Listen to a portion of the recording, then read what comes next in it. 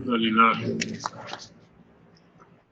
نحمده ونستعينه ونستغفره ونعوذ بالله من شرور أنفسنا ومن سيئات أعمالنا من يهده الله فلا مضل له ومن يضلله فلا هادي له وأشهد أن لا إله إلا الله وحده لا شريك له وأشهد أن محمدا عبده ورسوله يا أيها الذين آمنوا اتقوا الله حق تقاته ولا تموتن إلا وأنتم مسلمون يا أيها الناس اتقوا ربكم الذي خلقكم من نفس واحدة وخلق منها زوجها وبث منهما رجالا كثيرا ونساء واتقوا الله الذي تساءلون به والأرحام إن الله كان عليكم رقيبا يا أيها الذين آمنوا اتقوا الله وقولوا قولا سديدا يصلح لكم أعمالكم ويغفر لكم ذنوبكم ومن يطع الله ورسوله فقد فاز فوزا عظيما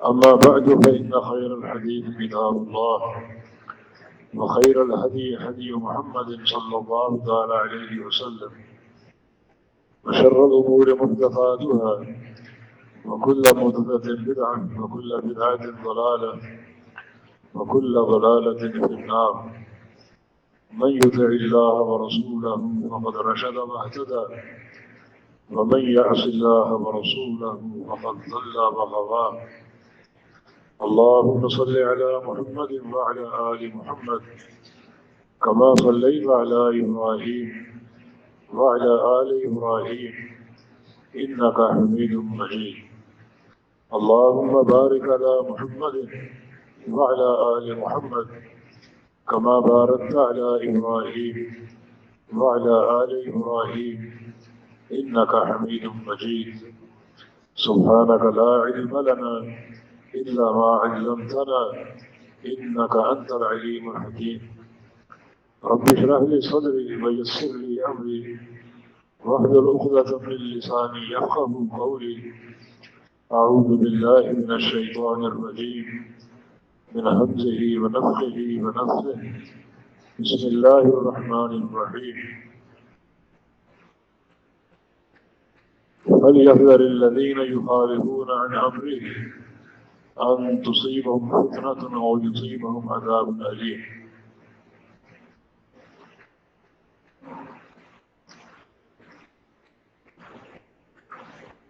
رسول کریم صلی اللہ علیہ وسلم نے اپنے ماننے والوں کو دو قسموں میں تقسیم فرمایا ہے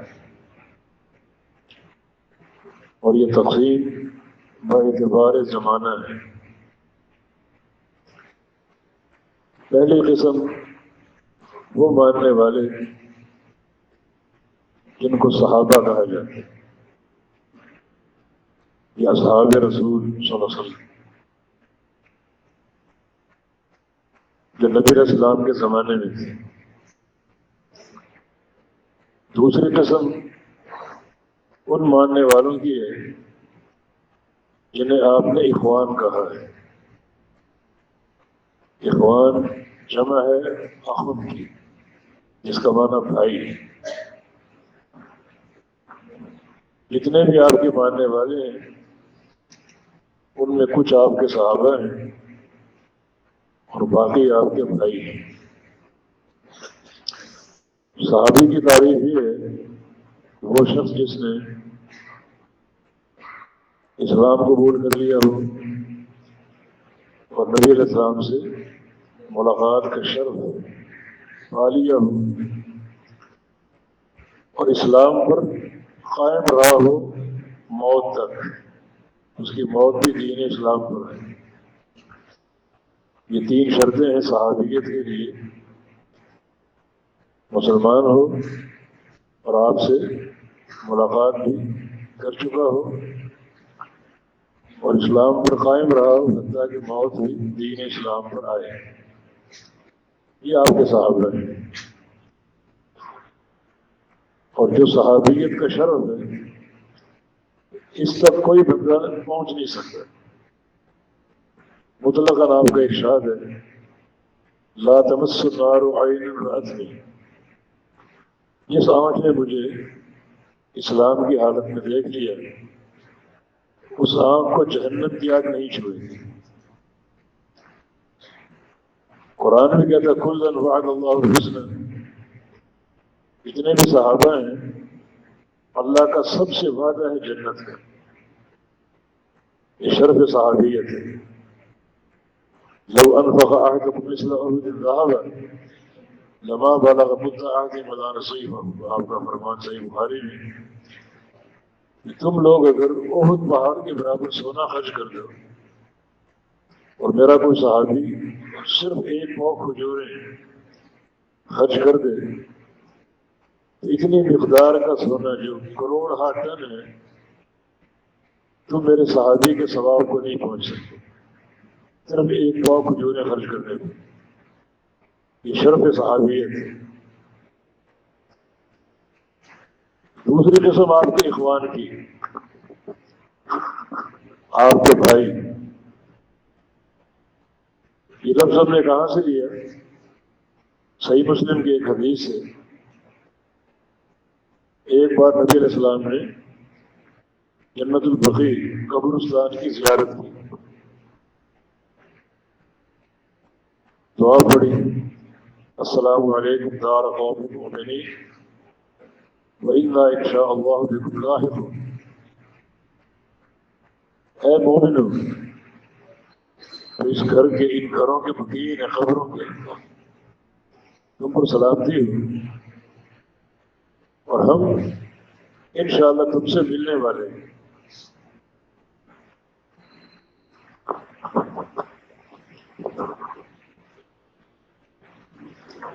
اس کے بعد آپ نے ایک بات ارشاد فرمائی وجدت لو ان قد رأینا اخواننا. آج میری خواہش ہے کہ میں اپنے بھائیوں کو دیکھوں.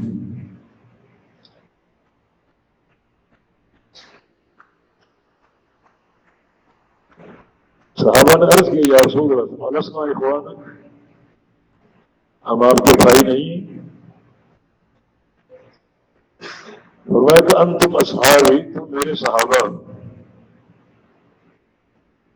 جو مجھ سے ملتے ہو، مجھے دیکھتے ہو. وإخواني الذين لم يأتوا بعد، اور جو میرے بھائی ہیں اب تک وہ آئے نہیں،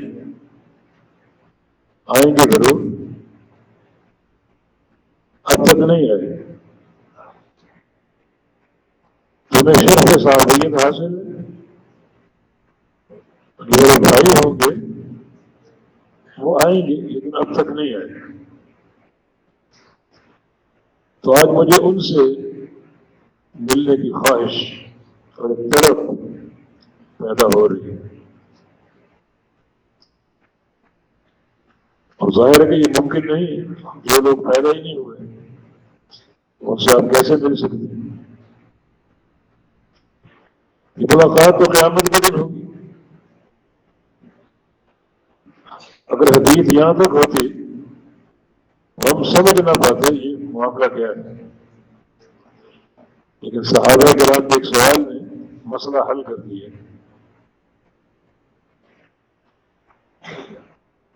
صحابہ نے پوچھا کہ کئی فتح علی من لم تر من امتک، یا رسول اللہ صلی اللہ علیہ وسلم، یہ آپ کے بھائی جو ہیں جن کو اپنا بھائی قرار دے رہے ہیں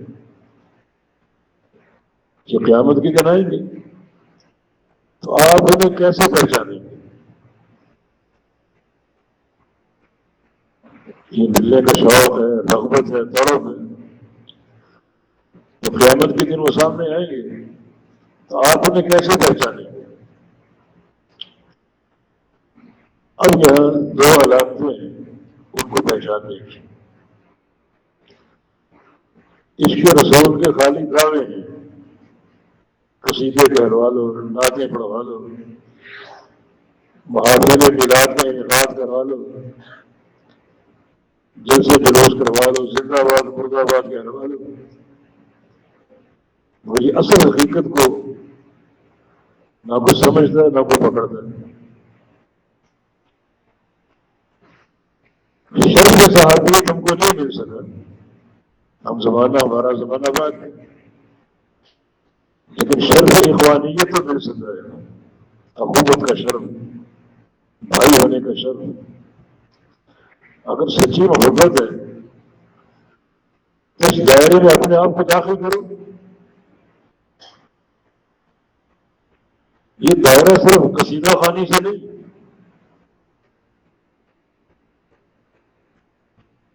جو علامتیں آپ نے بیان کی ان علامتوں سے پہچانو گے اپنے بھائیوں کو۔ ایک تو علامت غرہ اور ایک تحجیل۔ غرہ کا معنی پیشانی کی چمک، اور تحجیل کا معنی ہاتھوں اور پاؤں کی چمک۔ انہم یأتون یوم القیامہ غرا محجلین من آثار الوضوء۔ جو میرے بھائی ہوں گے قیامت کے دن آئیں گے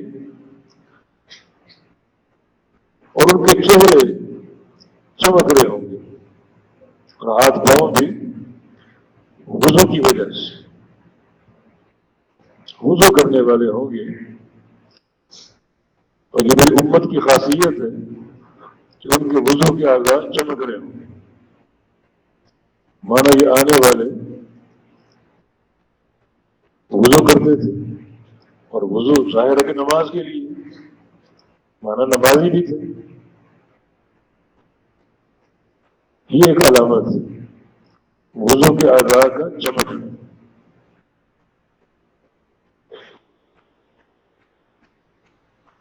اس علامت کو صحیح معنی میں اختیار کیجیے۔ نبی علیہ السلام کی حدیث ہے کہ لا یحافظ علی الوضوء الا مؤمن، وضو کی حفاظت صرف مومن کرتا ہے۔ اس کے دو معنی، ایک ہے مومن کی یہ خواہش ہوتی ہے کہ ہمیشہ وضو رہے، اور یہ معنی ہم سمجھتے ہیں جناب بلال کی حدیث سے رضی اللہ عنہ۔ نبی علیہ السلام نے ایک بار ان کو بلایا اور پوچھا کہ اے بلال تم کیا کرتے ہو؟ انی سمعت خشبۃ علیک فی الجنہ، میں نے جنت میں تمہارے قدموں کی آہٹ سنی، چلتے زمین پر ہو اور یہ آہٹ جنت میں پہنچتی ہے، کیا کرتے ہو؟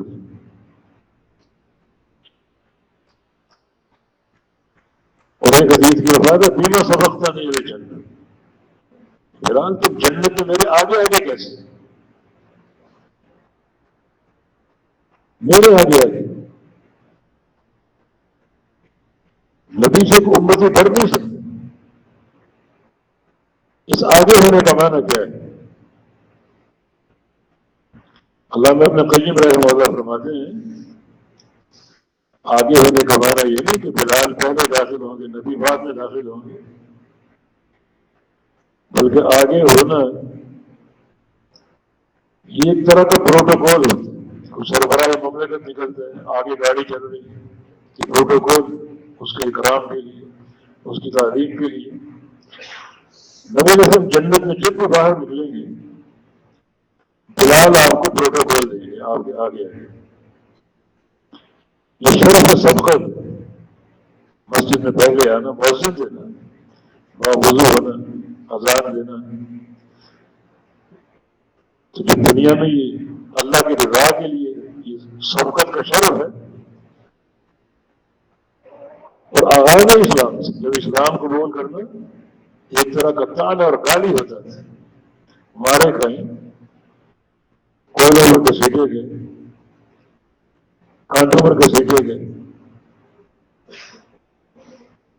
ایک بار امیر المومنین نے پوچھا کہ جب کوئلوں پہ لٹا دیتے جان کب چھوڑتی؟ روایت کے خون اور پیپ بہہ بہہ کر جب کوئلوں کو بجھا دیتے پھر جان چھوڑتی۔ حضرت عمر نے اپنے دور خلافت میں بلال کو بلایا اور کہا کہ میں تمہاری کمر چھوڑ کے دیکھنا چاہتا ہوں۔ عرض کیا کہ یہ ایک راز اللہ کے لیے ایک نیکی میں نے کر رکھی ہے، کسی کو دکھائی نہیں آج تک. آپ ہمارے امیر تو آپ کی بات میں ٹال نہیں سکتے. آپ نے جو ہاتھ اندر داخل کیا، امیر عمر کی چیخ نکلی کہ فی الحال یہ قبر گوشت نام کی چیز ہے، ہڈیوں کا پنجرا. اس طرح سے سبقت اسلام میں بھی اور اللہ کے حضور حاضری میں بھی. مؤذن سے پہلے آنا، وضو کرنا، مسجد کھولنا، اذان دینا، تو اللہ نے یہ سبقت کا شرف ان کو جنت میں بھی دے دیا نبی علیہ السلام کو یہ پروٹوکول فراہم کرنے کے لیے. وجہ کیا ہے؟ بلال نے کہا کہ باقی سارے عمل تو جو سب کرتے ہیں میں بھی کرتا ہوں، تو مطلب ایک عمل میرا اللہ کی رضا کے لیے چھپا ہوا تھا، وہ بتا دیتا ہوں کہ میں جب بے وضو ہوتا ہوں فوراً وضو کر لیتا ہوں، اور جب وضو کرتا ہوں تو اللہ کے لیے کچھ نہ کچھ نفل پڑھ لیتا ہوں، 2 4 یہ اللہ توفیق ہے. یہ وضو کی حفاظت، وضو کی حفاظت مومن کرتا ہے. حفاظت کا ایک اور معنی ہے. حفاظت وضو کا معنی بالکل نبی علیہ السلام کے طریقے کے مطابق وضو کرنا ہے. سب سے بڑی حفاظت ہے سنت کے مطابق، آپ کے طریقے کے مطابق. صحابہ کرام اپنے شاگردوں کے سامنے بٹھا کر کہتے ہیں ان میرا وضو یاد ہے، میرا وضو دیکھو ایسا وضو کرو. میں نے اللہ کے نبی کو دیکھا وہ وضو کرتے ہوئے. اور اگر ناراض نہ ہو تو 2 چیزیں آپ وضو میں کرتے ہیں تو اللہ کے نبی سے ثابت نہیں ہے.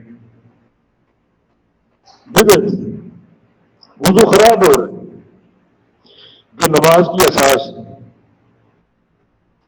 سر کے مسئلے کا طریقہ کیا ہے؟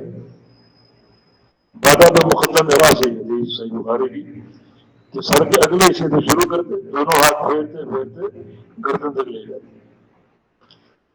پھر وہاں سے لوٹاتے اور جہاں سے شروع کرتے وہاں ختم کرتے. یہ سر کا مسئلہ ہے. اس کے بعد الگ سے یہ گردن کا مسئلہ بدعت ہے، ثابت نہیں. مستقل ایک بدعت کو آپ عمل میں شامل کر لیں اور دوبارہ ہاتھوں کا بازو پر پھیرنا بدعت ہے، ثابت نہیں. اللہ کے نبی نے وضو کیا اور فرمایا کہ من زاد علی هذا فقد اساء وتعدى وظلم. وضو میں نے کیے یہ فکس طریقہ ہے، جس نے اس پر اضافہ کیا فقد اساء اس نے برا کیا، وتعدى وہ حدوں کو پھلان دیا، وہ ظالم اور ظالم بن گئے. یہ 2 بدعات نبی علیہ السلام کے وضو میں ثابت نہیں ہے، بدعت. جب عمل میں بدعت آ جائے تو عمل قابل قبول ہوتا ہے. کہاں لکھا یہ الگ سے گردن کا مسئلہ، اور کہاں لکھا یہ بازو پر ہاتھ پھیرنا؟ اپنی امت کو پہچانوں گا میں ان کے وضو کے آداب چمک رہے ہوں گے. آگے چلیے، حوض کوثر پہ کھڑا ہوں گا، اتنی فرض مگر حوض حوض کوثر میں پہلے پہنچوں گا اور تمہارا انتظار کروں گا، اپنی امت کا استقبال کروں گا بڑے اشتیاق کے ساتھ. بڑا جتھا آ رہا ہوگا حوض کوثر کی طرف، میں ان کو پہچان جاؤں گا، میری امت ہے. پہچانوں گا آیان سے نہیں بلکہ علامات سے. آیان کا معنی یہ جاننا کہ فلاں عبدالحمید ہے، فلاں عبدالرحمان ہے، فلاں عبداللہ اور فلاں صدیق اور فلاں رفیق ناموں سے، یہ نہیں. اللہ کے نبی عالم الغیب نہیں. اور پہچانوں گا علامت سے. علامت کیا ہے؟ وضو کے اعضاء کی چمک. میری امت آ رہی ہے، اعضاء وضو شوائیں مار رہے ہیں، چمک رہے ہیں. میں سراپا اشتیاق ان کا منتظر ہوں گا، لیکن لَيُزَادَنَّ رِجَالٌ كَمَا يُزَادُ الْإِبِلُ الضَّالُّ، ان کو دھکے دے کر دور کر دیا جائے گا جیسے گم شدہ اونٹ ہوتے ہیں۔ عرب میں یہ بات معروف تھی کہ بندے کے اونٹ ہیں 10 12 20 جتنے بھی ہوں، وہ ان کو پانی پلاتا، ان کو چارہ ڈالتا، کھانا کھلاتا۔ بعض اوقات اجنبی اونٹ داخل ہو جاتے، 2 4 باہر کے، انہیں وہ دھتکارتا ہے۔ وہ دھتکارنے کا انداز عرب جانتے ہیں، مار مار کے بھگاتا ہے کہ میرے اونٹوں کا یہ حق نہ کھا جائے، پانی نہ پیے۔ اونٹ پانی میں بہت پیتے، ان کو نکالتا، بھگاتا، مارتا۔ اس طرح مارا جائے گا، ان کو بھگایا جائے گا، نکلو یہاں سے، دفع ہو جائے۔ اب نبی علیہ السلام سراپا اشتیاق انتظار کر رہے ہیں، فرشتے ان کو مار مار کے بھگا رہے ہیں۔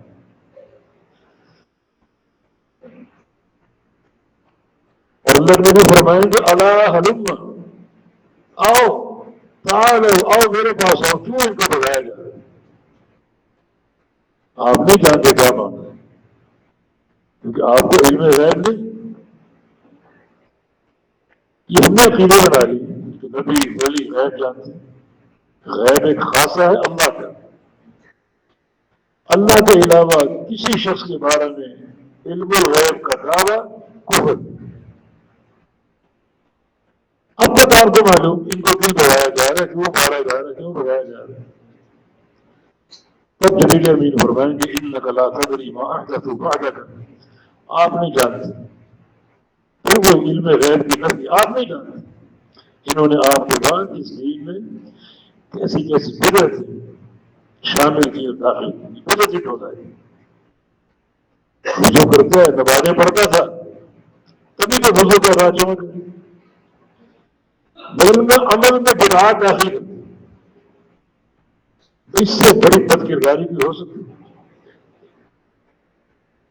اللہ تعالیٰ سے کہنا کہ یا اللہ تجھے اس مسئلے کا علم ہی نہیں تھا، ہم نے جاری کیا، ہمارے باپ دادوں نے جاری کی، تو جانتے ہی تیرا دعویٰ یوم اکملت لکم دینکم، میں نے دین مکمل کر دی، کہاں مکمل ہے؟ کوئی اس سے بڑا مجرم، باغی، سرکش ہو سکتا ہے؟ گویا عبادت کر رہے ہیں، مگر عبادت میں بدعت، بغاوت، نیکی نہیں، مار مار کے نکالا جا رہا ہے۔ آپ نہیں جانتے انہوں نے آپ کے بعد کیسی کیسی بدعت اس دین میں داخل کی جا رہی ہے۔ کیا مانا ہوا؟ اگر نبی کے اخوان بننا بھائی، 2 علامتیں، وضو کی پابندی، وضو کی حفاظت، اور بدعت سے بچنا، خالص سنت کو اپنانا، نبی علیہ السلام کی عقیدت اور محبت اور آپ کی سچی اطاعت کرنا، یہ 2 علامتیں آپ کا اخوان بننے کی، آپ کا بھائی بننے کی۔ بڑھو نہ بڑھو آپ کی مرضی، قصیدے پڑھو، محفلیں قائم کرو، سچے راستے پر نہیں آتے۔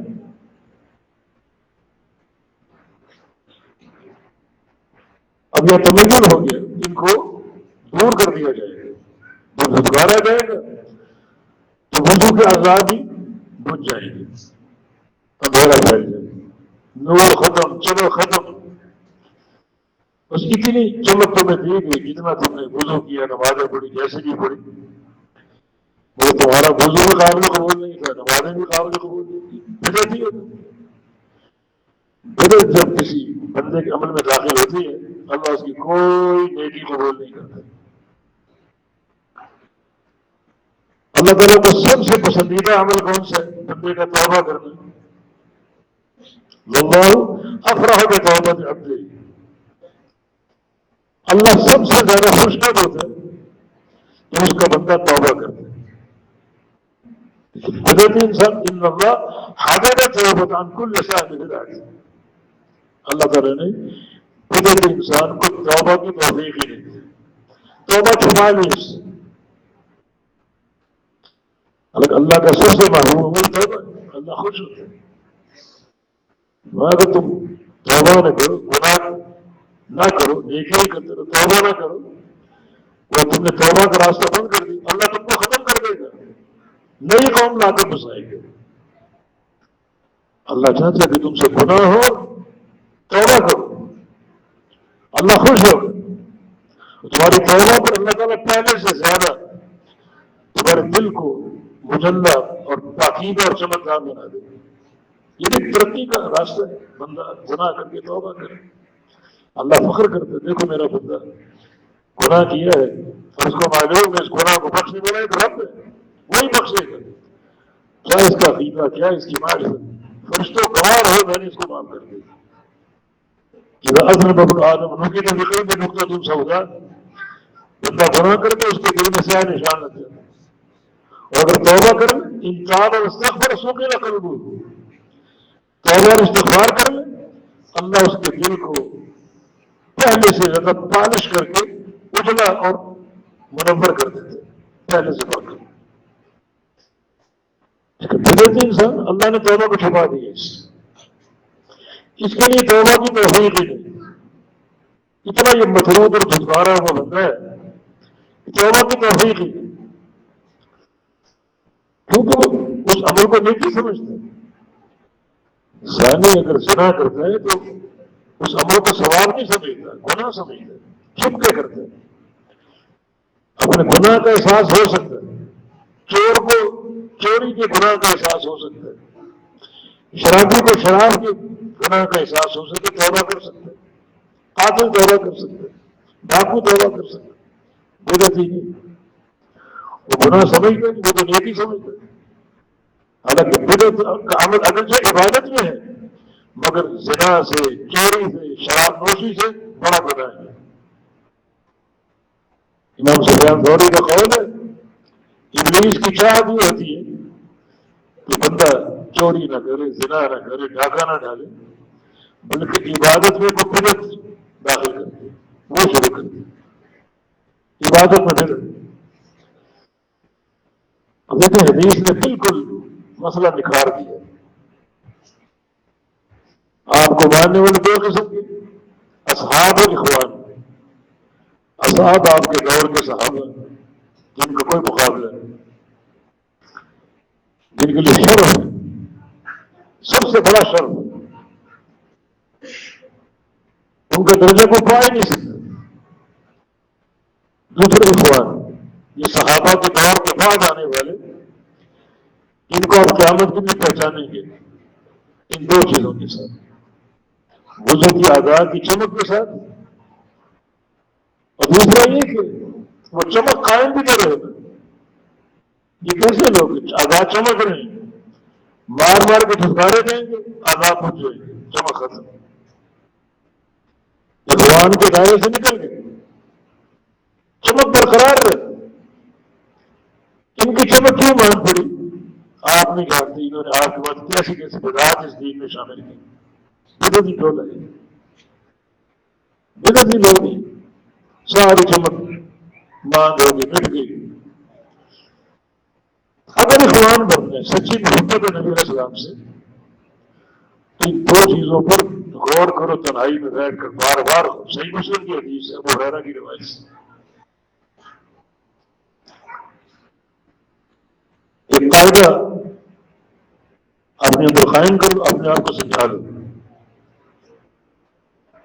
کوئی کام نہیں کرنا جب تک ہمارے نبی سے ثابت نہ ہو۔ اگر ثابت نہیں ہے، وہ کام ہیرے اور جواہرات میں کیوں نہ ہو، وہ جوتے کے نوٹ پہ کھا لے۔ اگر ثابت ہے تو پھر کرنا کیسے؟ جیسے اللہ کے نبی نے کیا۔ بڑا ضروری قاعدہ ہے یہ مفتاح ہے کامیابی کی۔ اس وقت تک کوئی کام نہیں کرنا جب تک ہمارے پیارے پیغمبر سے ثابت نہ ہو۔ ثابت نہ ہو تو نہیں کرنا، وہ سونے چاندی کا کیوں نہ ہو، پوری دنیا کیوں نہ کرتی ہو، اگر ثابت ہے پھر وہ کام کریں۔ کیسے؟ جیسے اللہ کے نبی نے کیا۔ اس کو عقیدہ بنا لو، اپنے ایمان کی اس کو شان بنا لو، یہ سوچ ہی کامیابی کی دلیل، کامیابی کا مظہر ہے۔ صحابہ کرام نے سوال کر کے مسئلہ اور پیچیدگی بالکل حل کروا دی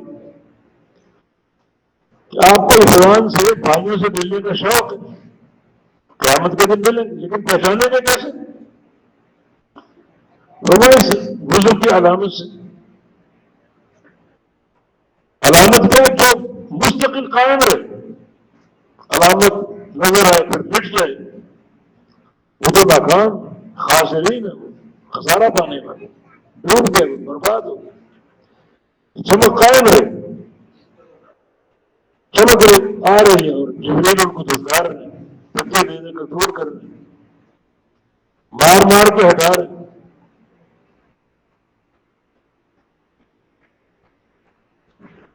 چمک بچ جائے گی، اندھیرا چھا جائے گا۔ اب آپ کیا کریں گے؟ جب یہاں تک بات پہنچی تو نبی تو اپنی امت کا حریص ہے، بالمؤمنین رؤوف رحیم، نبی اپنی امت کے لیے بڑا رحم دل، بڑا پیار کرنے والا،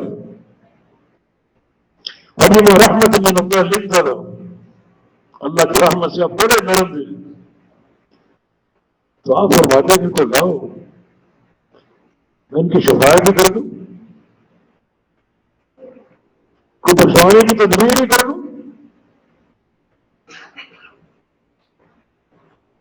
ایک ایک بندے کی ہدایت کے لیے رات رات بھر دعا کرتے تھے، یہ تو پورا ٹولہ جتھا ہے، پورا تھا حد نگاہ دو بھی لوگ ہیں، واپس بلا لیتے، کوئی بخشوانے کی تدبیر کرتے، اور آپ کا فرمان سن لو، سحقاً سحقاً لمن غیر بعدی، دور کر دو، سحقاً کا معنی بعداً، ہٹا دو، دور کر دو انہیں، لمن غیر بعدی، انہوں نے میرے بعد میرے دین کو بدل ڈالا، دین میں بدعات شامل کر لی، نئے نئے شرطیں چھوڑ دی، ہٹاؤ ان کو، دور کر دو، دور کر دو۔ دو باتیں بڑی وضاحت سے سامنے آ رہی ہیں، ایک تو عرفان آپ کے بھائیوں کی علامات، باوضو رہنے والے، سنت کے مطابق وضو کرنے والے، نمازیں پڑھنے والے، تو یہ مسئلہ معمولی نہیں، بات صرف وضو کی نہیں، بات صرف نماز کی نہیں، بلکہ وضو اور نماز میں اللہ کے پیغمبر کی اتباع کی بات ہے۔ سنن نسائی حدیث کی کتاب، اس میں امام نسائی نے باب قائم کیے، وہ باب کے باب ثواب من توضأ کما امر وصلی کما امر، اس شخص کا ثواب جو وضو کرے نبی اسلام کے طریقے کے مطابق اور نماز پڑھے نبی اسلام کے طریقے کے مطابق، اس کا کیا ثواب ہے؟ آگے حدیث میں وہ حدیث ابو ہریرہ رضی اللہ عنہ فرمایا کہ من توضأ کما امر وصلی کما امر غفر له ما تقدم من ذنبه، اللہ کہ بندہ وضو کر لے میرے طریقے پر، اہمیت میرے طریقے کی، پھر نماز پڑھ لے میرے طریقے پر، اہمیت میرے طریقے کی، اس کو کیا ملے گا؟ اللہ تعالیٰ اس کے سابقہ سارے گناہ معاف کرتے، سارے گناہ معاف کرتے۔ وضو کی معمولی شاید ہے، عقبہ بن عامر کی بھی صحیح مسلم ہے، حدیث طویل ہے، کبھی سنائیں گے آپ کو، لیکن نبی علیہ السلام کا ایک ارشاد اس حدیث من توضأ فأحسن الوضوء ثم قال أشهد أن لا إله إلا الله وحده لا شريك له وأشهد أن محمدا عبده ورسوله فتحت له أبواب جنة الثمانية، یہ بندہ اچھا وضو کر لے، احسن الوضوء، صرف وضو نہیں، اچھا وضو، اچھا وضو اللہ کے نبی کے طریقے کا، اگر آپ کے طریقے ہے اور اللہ کے نبی کا وضو اچھا نہیں، اگر وہ اچھا ہے تو آپ کا اچھا ہے، اچھا وضو کر لے اور پھر یہ دعا پڑھ لے، اشہد ان لا الہ الا اللہ وحدہ لا شریک لہ واشہد ان محمدا عبدہ ورسولہ فتحت له ابواب جنت الثمانیہ، اس بندے کے لیے قیامت کے دن جنت کے 8 دروازے کھول دیے جائیں، اس کے ساتھ بھی وضو ہے، وضو کے ادا چمک رہی اور چمک بھی مستقل ہے، مانگنی پڑے گی، بجھے گی نہیں، بجھے گی کس کی بدعت ہی بولے گی، لیکن جو سنت کا پابند ہے، عمل بالحدیث کرتا ہے، نبی علیہ السلام سے محبت کرتا ہے آپ کی اطاعت کے ساتھ، وہ محبت نہیں ہے جس میں اطاعت نہ ہو، اور وہ اطاعت نہیں جس میں محبت نہ ہو، دونوں لاگو بچ ہو، محبت میں اطاعت نہیں، اس کی وضو کا ادا کی چمک مستقل ہے، عارضی نہیں، یہ نفسیاتی مار نہ مارے گا، یہ پہلا عذاب ہے جہنم کا عذاب، اور وقت خوشی دے کر چھین لینا، تو بتا لو من اللہ ما لم یکونوا یحتسبون، اور قیامت کے دن بہت سے بندے خوش ہو گئے اپنے اعمال کو دیکھ کر، یہ بھی خوش ہے وضو کے ادا کو دیکھ کر، ہم ساتھ ہیں اہل جنت کے، اللہ کی طرف سے اچانک ایسا فیصلہ صادر ہوگا جو ان کی توقع کے خلاف ہوگا، ساری خوشی غارت ہوگی، ختم، نفسیاتی بات۔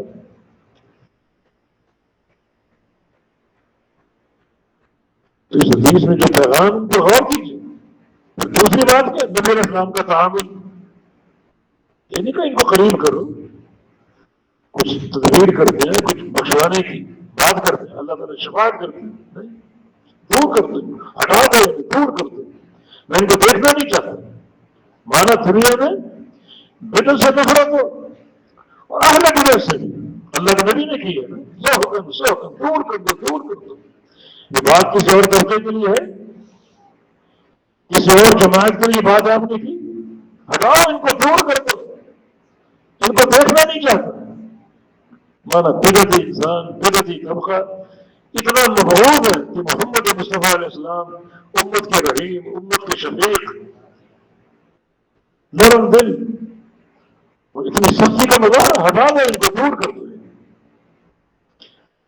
دلیل ہم نے پوری پیش کر دی، اللہ ہم کو فہم عطا فرما دے، عمل کی توفیق دے، سمجھ کی توفیق دے، عقیدے کی اصلاح کی توفیق دے، سچی محبت اپنے پیغمبر کی، حبیب کبریا کے دلوں میں داخل کر دے، تو محبت ہمیں آمادہ کرے، ہم نبی کے ساتھ تو نہیں بن سکے، اخوان بن جائے، یہ کامیابی کا راستہ۔ اقول قولی هذا واستغفر الله لي ولكم واخر دعوانا الحمد لله رب العالمين۔